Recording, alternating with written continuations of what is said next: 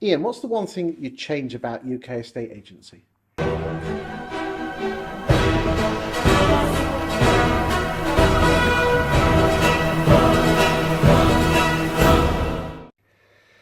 Ah, um, what would I change about UK estate agency?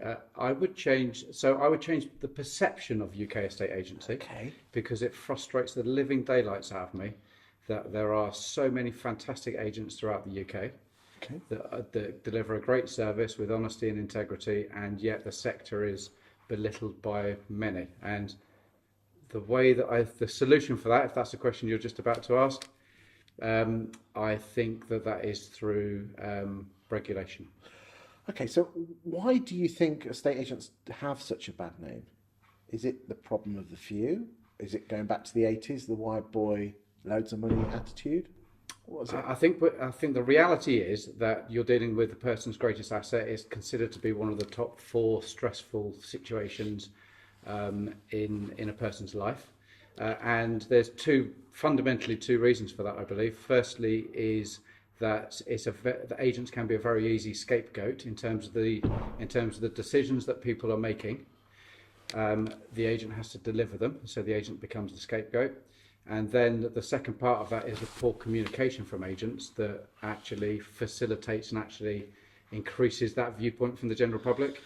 I mean, how do you think estate agents could communicate better their message that they do such a good job that people think more of us? Because let's be honest, in America, I think they're called realtors, Yeah, really are put on a pedestal, yeah, whilst we are scum of the earth.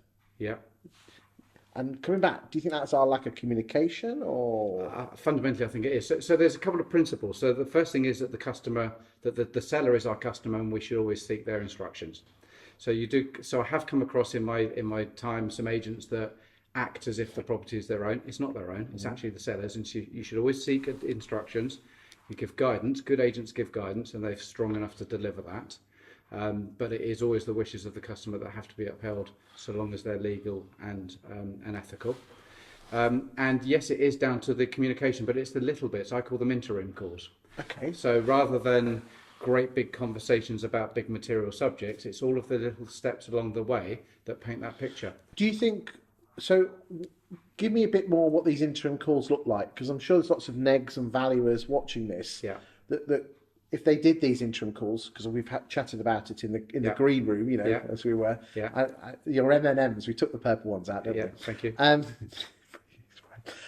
What do those calls look like? They're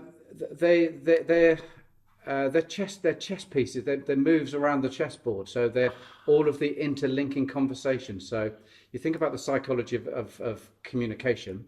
It isn't delivering bad news all in one hit. It's actually talking about. So when a purchaser actually phones up for an example, you ask for an example and says, "We're having second thoughts about the property and we want to come back for a second view." We'll pick up the phone and tell the owner that they're having second thoughts, and it's all about the delivery of the real life story. So the best agents are great storytellers, not because they make them up, because they deliver the truth.